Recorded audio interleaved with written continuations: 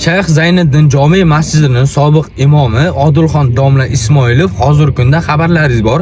Jinoyat kodeksining 8 ta moddasida belgilab qo'yilgan iqtisodiy jinoyatlarni sodir qilganlikda gumonlanib, u kishiga qamoqqa olish ehtiyot chorasi qo'llanilgan. Ko'pchilik so'rayapti, Muzaffar bu 8 ta moddani nima ekanligini sizlar yuristlar o'zlaringiz tushunyapsizlar. Bizlarga oddiyroq qilib tushuntirib beringlar deb so'rashyapti. Men sizlarga mana shu 8 ta moddani 8 ta videoda bitta tushuntirib beraman. Hozir birinchisi. Qaranglar, Jinoyat kodeksining 167-moddasi domlaga qo'yilgan. Bu qanaqa modda? O'zlashtirish yoki restoratsiya qilish yo'li bilan talon-taroj qilish.